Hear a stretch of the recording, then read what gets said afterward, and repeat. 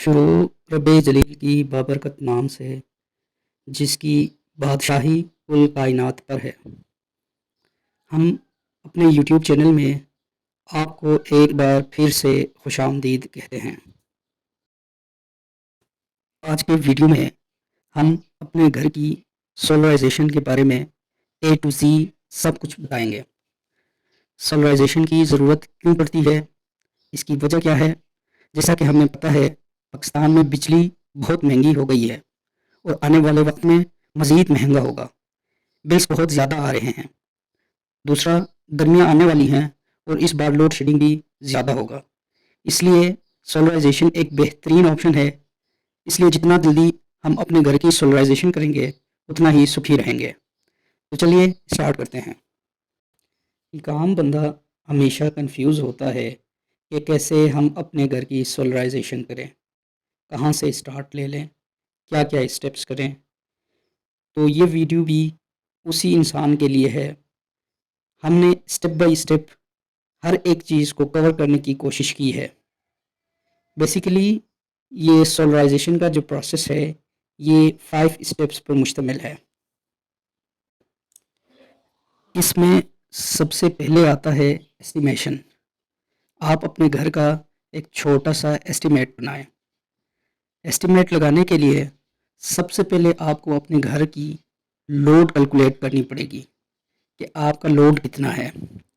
Load की calculation आप कुछ यूँ करेंगे, आपके घर में कितने फैंस चलने हैं और कितनी एलईडीज़ चलनी हैं। मैंने अपने घर की लोड कैलकुलेशन कुछ यूँ की थी। मैंने चूँकि 2 पंखे लगाने थे और 2 एलईडीज़ लगानी थी। फैंस मैंने गर्मियों में राउंड द क्लॉक चलानी थी और एलईडीज़ रिक्वायरमेंट की बेसिस पे। उसके लिए मैंने लोड कैलकुलेशन कैसे की, वो मैं आपको बताता हूँ।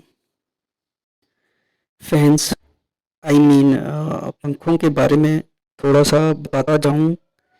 ये ऐसे फैंस हैं जो एसी और डीसी दोनों पे चलते हैं। इसलिए आपके घर में जो ऑलरेडी फैंस लगे हैं, जो एसी पे चलते हैं, उनको उतार के यही लगानी पड़ेगी ताकि आपके पंखे एसी डीसी दोनों में चलते रहे, कोई इंटरप्शन ना आए। इन फैंस में एक कंट्रोलर सर्किट लगा होता है जो रिमोट पे काम करता है। उस कंट्रोलर सर्किट में बेसिकली एक वायरलेस सेंसर है जो आरएफ फ्रिक्वेंसीज पे काम करता है। रिमोट के ज़रिए आप इस सर्किट को कंट्रोल कर सकते हो। ये कंट्रोलर सर्किट इंतहाई नाजुक है, इसलिए इंस्टॉलेशन और ऑपरेशंस में इसका बहुत ज़्यादा केयर करें। इसकी वारंटी भी नहीं होती, इसकी रिप्लेसमेंट भी मुश्किल है। इसको पंखे को उतार के इसको निकालना फिर लगाना काफ़ी हेक्टिक जॉब है। इसलिए इंस्टॉलेशन के दौरान और ऑपरेशंस में इसका ख़ास ख्याल रखें। ये फैंस नॉर्मल एसी फैन से थोड़े से महंगे हैं। फैंस की जो लोड है वो नॉर्मली जो सीलिंग फ़ैन है, इसकी लोड 60 टू 75 वाट होती है। ये लोड मुख्तलिफ फैक्टर्स पे डिपेंड करता है। मोटर की एफिशिएंसी हो गई और इसकी स्पीड हो गई, ये सारी चीज़ें इसकी लोड को अफेक्ट कर सकते हैं। लेकिन जो एक मैक्सिमम लोड होता है वो 75 वाट होती है। यानी एक पंखे की मैक्सिमम जो लोड है वो 75 वाट हो सकती है, इससे ज़्यादा नहीं। इसी तरह एलईडी बल्ब्स भी मुख्तलिफ टाइप्स के होते हैं डिपेंडिंग ऑन रिक्वायरमेंट। अगर हम एक 60 वाट बल्ब को, ये वो बल्ब है जिसके अंदर वो वोल्फ्राम लगा होता है या टंगस्टन लगा होता है, उसको हम एलईडी बल्ब से रिप्लेस करना चाहें कि हमें 60 वाट बल्ब जितना ग्लो दे रहा है, उसी ग्लो के लिए हमें अगर एलईडी चाहिए होगा तो एलईडी की जो वाटेज होगी वो तकरीबन 9 से 12 वाट की होगी। मतलब ये कि 60 वाट बल्ब को हम 9 से 12 वाट एलईडी बल्ब से रिप्लेस कर सकते हैं। इसी तरह अगर आप 100 वाट जो बल्ब है उसको एलईडी से रिप्लेस करना चाहते हैं तो उसके लिए आपको 16 से 20 वाट के अंदर एलईडी लगानी पड़ेगी। एलईडी उतना चाहिए होगा। ये एक कंपैरिजन है। ग्लो उतना ग्लो आप ले सकते हैं, बल्ब की वाटेज डिफरेंट होती है। यानी एलईडी की लोड कम होती है दूसरे नॉर्मल बल्ब से उतनी ही ग्लो देने के लिए। लोड तो हमारी कैलकुलेट हो गई। दो फैंस हो गए और दो एलईडीज़। क्योंकि फैंस दो हैं, इसलिए दो फैंस की जो मैक्सिमम लोड होगी वो 150 वाट होगी, और एलईडीज़ की जो टोटल लोड होगी वो 24 वाट होगी, क्योंकि 12 वाट की एक एलईडी की मैक्सिमम लोड होती है। तो हमारे घर की जो टोटल लोड है वो हो गई 174 वाट, 150 वाट पंखों की और 24 वाट एलईडीज़ की।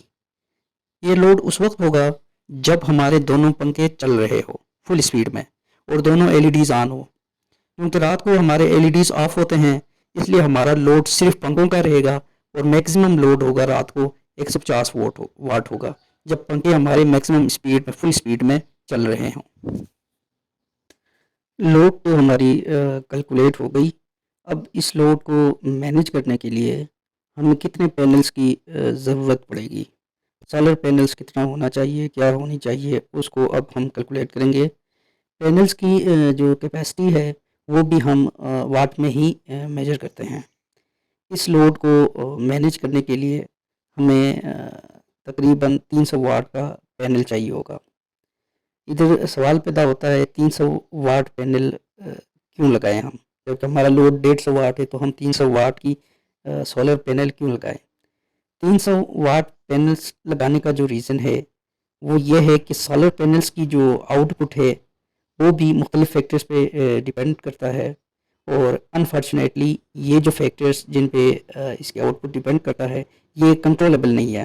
मतलब हम इन फैक्टर्स को कंट्रोल नहीं कर सकते, इस वजह से हमें इतना मार्जिन रखना पड़ता है। मसलन वो फैक्टर्स कौन से हैं, सनलाइट है और सोलर पैनल की पोजीशन है with the moment of sunlight etcetera.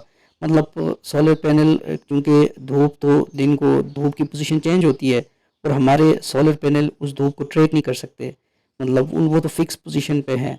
तो ये एक चीज़ है, ये मतलब ऐसे फैक्टर्स हैं जो कंट्रोलेबल नहीं है, और वेदर है। तो इसलिए हम इतना मार्जिन ज़रूर रखते हैं कि अगर हमारा लोड जो है वो 150 वाट की हो तो हमारे सोलर पैनल्स की जो कैपेसिटी है वो 300 वाट की मस्ट होनी चाहिए, ताकि हमारा जो लोड है वो मैनेज कर सके ये सोलर पैनल्स और उसमें कोई इंटरप्शन ना आए। मार्केट में सोलर पैनल चूँकि 300 वाट की नहीं मिलती, इसलिए हमने 150 वाट के दो पैनल्स लिए। यहाँ पे ये भी बताता चलूँ कि इन सोलर पैनल्स का जो नेम प्लेट लगा है ना, ये सोलर पैनल के अंदर वाली साइड पे एक नेम प्लेट लगा हुआ है जिसमें इसकी स्पेक्स और सारे पैरामीटर्स लिखे होते हैं।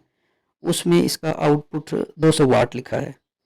मैंने मुख्तलिफ डीलर्स से पूछा तो सब ने यही बताया कि इसकी जो ऑपरेशनल कैपेसिटी है वो 150 वाट की ही है। इसलिए आप लोग कंफ्यूज ना हो, अगर उधर 200 वाट लिखा हो तो वो भी डीलर से पूछ भी ले, वो आपको यही बताएंगे कि ये 150 वाट की है। जो 200 लिखा है वो डीलर कह रहा था ये इसकी डिज़ाइन कैपेसिटी है। बहरहाल जो भी है मैंने तो 150 वाट के हिसाब से इनको ले लिया था। इंस्टॉलेशन के बाद पता भी चला ये वाकई 150 वाट का ही है। हमने ये पैनल्स कॉलेज रोड रावलपिंडी से ली थी और काफ़ी रिसर्च भी किया था इनकी कैपेसिटी और क्वालिटी के हवाले से। ये बेसिकली चाइना से इंपोर्ट होते हैं और क्वालिटी तकरीबन सब की सेम ही होती है। 19-20 का शायद फ़र्क हो, लेकिन तकरीबन सेम ही है प्राइस और ये क्वालिटी। नेक्स्ट बारी आई बैटरी की। चूँकि रात को सनलाइट नहीं होगा तो लोड को मैनेज करने के लिए बैटरी चाहिए होगा। बैटरी कौन सा ले ले, किस कंपनी का ले ले, बंदा पागल ही हो जाता है। बैटरी लेना और इस पे रिसर्च करना एक इंतहाई चैलेंजिंग काम है, क्योंकि बैटरी के बहुत सारे कंपटीटर्स हैं और इंटरनेट पे इसके काफ़ी कन्फ्लिक्टिंग रिव्यूज़ हैं। बहरहाल 2 दिन की रिसर्च के बाद हमने फ़ैसला किया कि डाइवो की बैटरी ले लें। डाइवो ने मुझे इसलिए कन्विंस किया क्योंकि इन्होंने स्पेसिफ़िक इसी पर्पस के लिए एक बैटरी डिज़ाइन किया है जो डीप साइकिल मैकेनिज़्म पे काम करता है। ये तो डिसाइड कर लिया कि डाइवो की बैटरी ले लें, पर कैपेसिटी क्या हो उसकी, उसके लिए कुछ चीज़ों का आइडिया होना ज़रूरी है कि हम बैटरी तो डाइवो की ले लें, लेकिन उसकी कैपेसिटी क्या हो, किस कैपेसिटी की बैटरी ले लें, तो उसके लिए हमने कैलकुलेशन की है फिर से, क्योंकि बैटरी की जो कैपेसिटी होती है वो एम्पेयर आवर में होता है। मसलन अगर 1 एम्पेयर का लोड है हमारे पास, उसको 1 घंटा चलाना हो तो उसके लिए 1 एम्पेयर आवर की बैटरी चाहिए होगा। हमारा लोड तो वाट में था, क्योंकि हमारा लोड 150 वाट था जब हमने लोड कैलकुलेशन की थी। अब हमें बैटरी लेते वक्त बैटरी की कैपेसिटी फाइंड करने के लिए हमें अपना जो वाट पे लोड था उसको करंट पे कन्वर्ट करना पड़ेगा। मींस हमारी जो 150 वाट लोड था वो कितना एम्पियर लोड के बराबर होगा। पावर का फार्मूला है power is equal to voltage multiply current. क्योंकि हमें करंट चाहिए तो current is equal to power divide by voltage.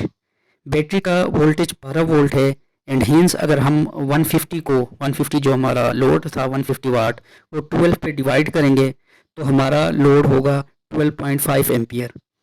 इसका मतलब ये हुआ कि 150 वाट लोड इस केस में, ये नहीं कि हमेशा, इस केस में हमारे केस में जो हमारा 150 वाट का लोड है वो तकरीबन 12.5 एम्पियर लोड के बराबर हो गया। अब ये 12.5 एम्पियर लोड हमारा कंफर्म हो गया कि हमारी लोड जो है 12.5 एम्पियर है इस केस में। तो इसको हम कम से कम 8 घंटे चलाते हैं रात, ताकि हमारी निकल जाए इस बैटरी पे, तो उसके लिए हमें 8 घंटे चलाना पड़ेगा। अगर हम 12.5 एम्पियर लोड को कम से कम 8 घंटे चलाना चाहिए, उसके लिए हमें मिनिमम जो है 100 एम्पेयर आवर की बैटरी चाहिए होगा। 100 AH की बैटरी से हम 12.5 एम्पियर लोड को 8 घंटे तक चला सकते हैं। बैटरी की कैपेसिटी भी कंफर्म हो गई कि हमें बैटरी जो है मिनिमम उसकी एम्पेयर आवर 100 हो, 100 हो। आप 110 कर ले, आप जितना बढ़ा ले उतना आपके लिए अच्छा है, लेकिन उसकी वजह यह है कि कैपेसिटी के साथ उसके रेट्स भी बहुत ज़्यादा हैं, बैटरी काफ़ी एक्सपेंसिव है। तो डाइवो बैटरीज में DIB 135 ये जो बैटरी है इसकी कैपेसिटी 100 एम्पियर आवर से ज़्यादा है। ये जितनी चीज़ें हमने ले ली, सोलर पैनल, बैटरी, इनका रेट्स में जो हमारा नेक्स्ट स्टेप आता है बजट कैलकुलेशन, उसमें मैं बता दूंगा कि हमारा ख़र्चा कितना आता है। अच्छा, तीसरी चीज़ जो हमें चाहिए होगा वो है कंट्रोलर। कंट्रोलर एक इलेक्ट्रॉनिक मॉड्यूल है जो हमारा लोड, सोलर पैनल और बैटरी को रिक्वायरमेंट के हिसाब से कंट्रोल करता है। सारी इक्विपमेंट्स यानी सोलर पैनल्स, बैटरी और लोड सब इसी कंट्रोलर के साथ कनेक्ट होते हैं। हर एक इक्विपमेंट की अपनी अपनी टर्मिनल्स हैं, उस पर निशान लगा होता है कि ये यहाँ पे सोलर के जो सोलर से जो कनेक्टिविटी आ रही है वो कनेक्ट करें, और बैटरी की अलग अपनी टर्मिनल है, उधर जगह है, और लोड्स की अपनी है, अलग अलग टर्मिनल्स हैं। और पोलैरिटी भी गिवन है, प्लस माइनस पोलैरिटी गिवन होती है। एक चीज़ मैं आपको बाद में भी बता दूं, सेफ्टी वाली हमारी टॉपिक में, यहाँ पे आप लोगों को पोलैरिटी का बहुत ज़्यादा ख्याल रखना चाहिए। पोलैरिटी लोड से लेके पंखे की, AC DC की पोलैरिटी, सोलर पैनल की पोलैरिटी, बल्ब की, हर एक चीज़ की पोलैरिटी का बहुत ज़्यादा ख्याल रखें। ये काफ़ी सेंसिटिव चीज़ें हैं, इलेक्ट्रॉनिक सर्किट्स हैं, ये बहुत जल्दी डैमेज होते हैं, इसलिए पोलैरिटी का बहुत ज़्यादा ख्याल रखें कनेक्टिविटी के दौरान। अच्छा, इस कंट्रोलर में एक दूसरी चीज़ है, LCD डिस्प्ले है, बड़ा अच्छा फीचर है। LCD डिस्प्ले पे आप रियल टाइम पे अपना लोड भी आप देख सकते हैं, कितना लोड है, आउटपुट आप देख सकते हैं कि सोलर पैनल्स की आउटपुट कितनी है, बैटरी का चार्ज लेवल क्या है, ये सारी वो LCD पे डिस्प्ले होती है। मॉनिटरिंग के लिए बहुत अच्छा है। इक्विपमेंट्स हमने सारी ले ली, सोलर पैनल्स लिए, पंखे ली, बैटरी ली, कंट्रोलर ले लिया। एक आखिरी चीज़ रह गई, वो है वायर्स। वायर्स की बेसिकली वो मार्केट में दो टाइप्स बता रहे थे, एक हैवी गेज कापर की और दूसरी हल्का गेज वाला। तो रिकमेंड मैं यही करूँगा, सोलर पैनल्स की जो कनेक्टिविटी है कंट्रोलर के साथ, उसके लिए आप अच्छा तार यूज़ करें, और कंट्रोलर और बैटरी के लिए भी अच्छा तार। कंट्रोलर और बैटरी, कंट्रोलर और सोलर पैनल्स, इनकी कनेक्टिविटी के लिए आप मस्ट एक अच्छा तार ले लें हेवी गेज की। बाकी लोड की जो कनेक्टिविटी है कंट्रोलर के लिए, उसके लिए आप नॉर्मल तार भी यूज़ कर सकते हैं। इस तरह हमारी सारी इक्विपमेंट्स पूरी हो गई, सारी चीज़ें हमने ले ली जो रिक्वायरमेंट्स थी। अब इंशाल्लाह नेक्स्ट वीडियो में हम इसकी इंस्टॉलेशन के हवाले से बात करेंगे कि कैसे इसको हम इंस्टॉल करें। तब तक के लिए अपना बहुत सारा ख्याल रखिएगा। अल्लाह निगहबान।